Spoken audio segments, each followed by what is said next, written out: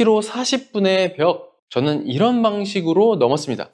네, 안녕하세요. 마트 진코치입니다. 네, 제가 러닝을 하면서 가장 처음에 느꼈던 벽, 바로 10km 40분의 벽이었어요. 이 4분 페이스로 10km 뛰는 것. 40분 40초가 나오면서 정말 힘들구나라고 느꼈고, 그리고 나서도 개인적으로 비공식으로 도전을 몇 번 했는데 계속 실패하는 거예요. 이 벽을 느끼면서 제가 그전에는 그냥 빠르게 달리면 빨라진다고 하는 그냥 상식적인 개념, 러닝의 훈련의 개념이 아니라 그냥 일반 상식적인 개념으로 달리기를 하면서 40분을 넘으려고 했는데 이게 안 되는 거예요. 그래서 뭔가 이건 문제가 있다. 내 훈련법이 분명히 문제가 있는 거다.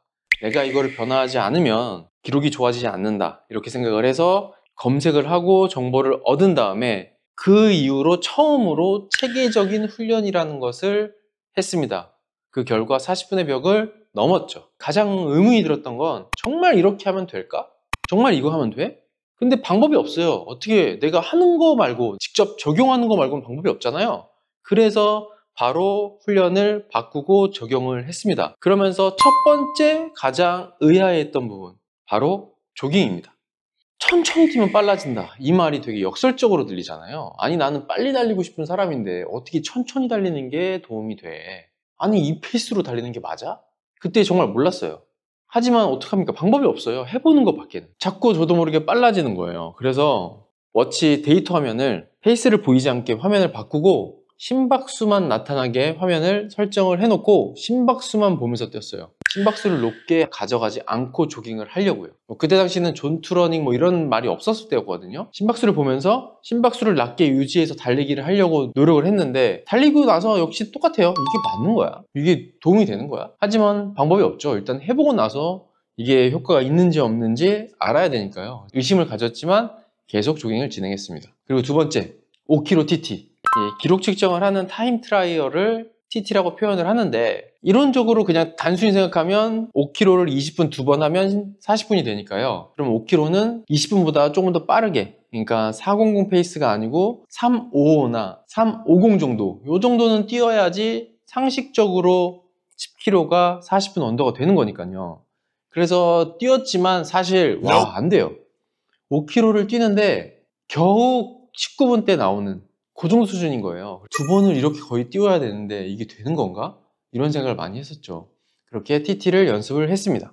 그리고 세 번째, 300, 100 인터벌을 했습니다. 이제 인터벌을 그때 당시 처음 했어요. 인터벌은 빠르게 달리기, 천천히 달리기, 빠르게 달리기, 천천히 달리기를 반복하는 훈련으로 불완전 회복, 요게 포인트예요. 그래서 완전히 회복하는 거는 인터벌이라고 보기 조금 어렵고 다른 개념이라고 저는 보고 있고요. 그래서 300백을 하는데 정신이 없는 거예요. 막 뛰었다가 100m 휴식 엄청 짧잖아요. 휴식하고 하고 휴식하고 하고, 와, 이런 게 힘든 훈련이 있구나. 그때 처음 알았습니다. 그래서 300백 인터벌을 하면서 진행을 했고요. 그렇게 하다 보니까 어느새 40분의 언더를 돌파를 한 거예요. 그때 느꼈습니다. 체계적인 훈련이라는 게 이렇게 필요한 거구나.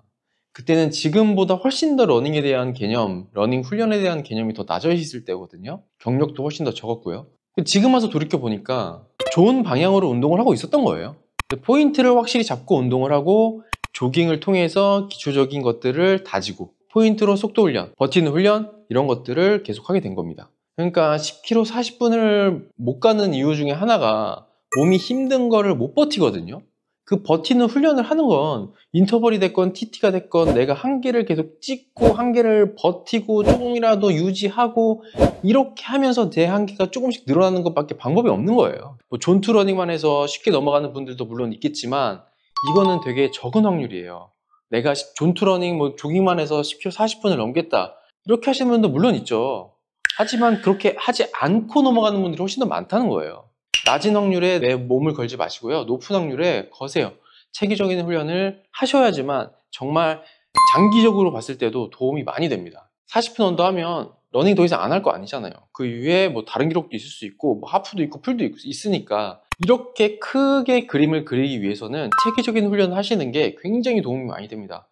그래서 이렇게 체계적인 틀을 잡아놓고 계속 프로그램을 돌리세요. 그렇게 해야지만 늘어납니다. 한계에 다다르는 훈련, 이런 것들을 꼭 하셔야지만 내가 가지고 있는 벽을 넘을 수 있다는 거죠.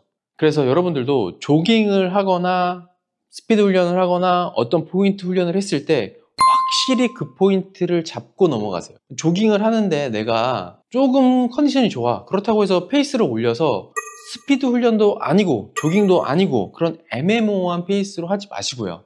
확실히 조깅을 하고 컨디션이 좋아도 이 힘을 아꼈다가 내일이나 다음에 할 인터벌이나 속도 훈련에 내가 더 전력을 다해서 조금 더 좋은 성과를 낼 수 있게 거기에 힘을 아낀다라고 생각을 하시는 게 저는 훨씬 더 효율적인 훈련이 된다고 생각합니다. 남자 기준으로 10km 40분은 꾸준히 훈련하고 포인트 훈련을 잘만 잡아가면서 하시면은 분명히 달성할 수 있는 기록이라고 저는 생각합니다. 그래서 여러분들도 체계적인 훈련 계획을 잡으시고요. 그러니까 저는 주 1회 TT, 1회 인터벌 이렇게 두 개를 넣고요. 나머지는 조깅으로 넣었습니다. 조깅 거리는 5km 전후로 뛰고 조깅을 했을 때 다음날에 데미지가 남지 않고 다음날 포인트 훈련에 영향이 없는 수준으로 뛰셔야 돼요. 조깅을 많이 늘린다고 해서 좋은 게 아니라고 생각합니다. 저는 조깅으로 너무 힘을 빼지 마시고 항상 포인트 훈련을 확실히 짚고 포인트를 정확하게 가지고 넘어가세요. 그리고 안 해본 훈련도 좀 받아들여 보시고 적용을 해봐서 좋으면 계속 하시고 아니면 그만하시고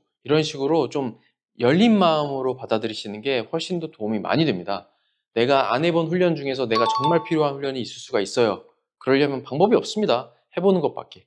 그리고 내가 가장 싫어하는 훈련이 있을 거예요. 그 훈련을 많이 해야 됩니다. 그게 부족한 부분이에요. 내 약점이에요. 그거를 많이 하셔가지고 꼭 극복을 해서 한계를 넘어가세요. 그리고 부상 항상 조심하시고요. 안전하고 건강한 달리기 하세요. 구독, 좋아요는 언제나 힘이 되고요. 궁금한 사항은 댓글 남겨주시면 제가 답변해 드리도록 하겠습니다.